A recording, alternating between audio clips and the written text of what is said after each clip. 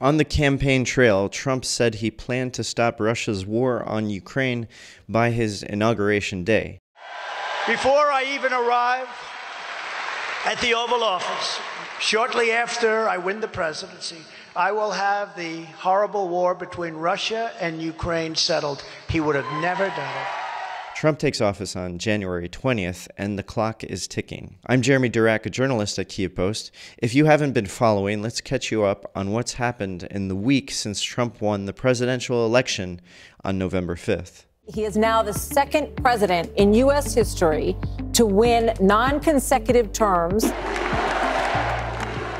First things first, after the win, Ukrainian President Volodymyr Zelensky called to congratulate Trump. He said, "I appreciate President Trump's commitment to the peace through strength approach in global affairs. This is exactly the principle that can practically bring just peace in Ukraine closer." So what are Trump's peace plans? According to a November 6th Wall Street Journal article, there are competing advisors to Trump, but all their proposals recommend freezing the war in place and cementing Russia's seizure of roughly 20% of Ukraine. The Journal reported that 3 people close to Trump, additionally, proposed that Kyiv be barred from joining NATO for at least 20 years, removing a major deterrent against a future Russian invasion. So what would Ukraine get? As the Journal reported, the U.S. would continue to pump Ukraine full of weapons to deter a future Russian attack. It should be noted that while the U.S. is providing Ukraine with weapons, Ukraine is not now full of weapons. It's currently at an ammunition deficit to Russia. Right now, the delivery of weapons is also not flowing as planned. Zelensky has said that approximately 90% of the aid promised to Ukraine from the U.S. this year has not been delivered, and comparing that with the Pentagon's own numbers, his claim seems credible. In any case, how much American weaponry would deter a future Russian attack? This isn't something that can easily be answered without getting into the mind of Putin. But in his blog, Kyiv Post senior defense correspondent Stefan Korshak made the attempt. By his estimate, due to the size of the enemy, current experience, and the size of the battle space, a minimum of roughly 100 full-strength combat brigades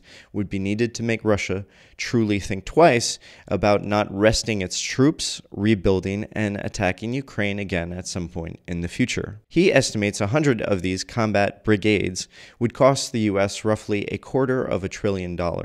Oh yeah, and that's just for the ground forces. Ukrainian air forces, civil defense, and Navy forces would be extra. Trump has already been critical of U.S. spending in Ukraine, and it seems highly likely that Uncle Sam would be unwilling to foot the bill for Ukraine to have a credible military deterrent with conventional weapons. A couple of days after the Wall Street Journal article was published, Russian leader Vladimir Putin publicly congratulated Trump on his victory and also praised the president-elect's courage in the face of a September assassination attempt. Putin said, about the desire to restore relations with Russia to help end the Ukrainian crisis, in my opinion, deserves attention at least.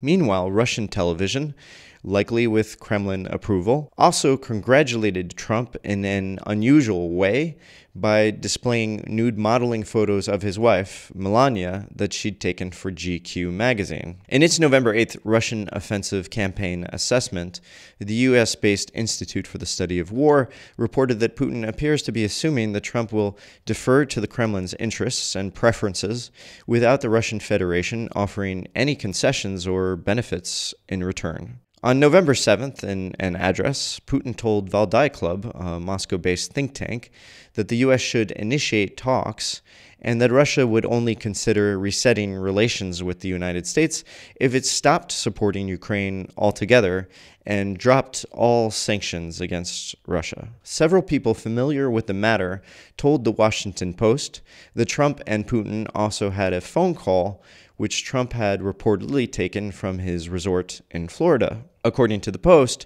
Trump expressed an interest in the resolution of Ukraine's war soon. Trump reportedly reminded Putin about Washington's sizable military presence in Europe and asked him not to escalate his war in Ukraine.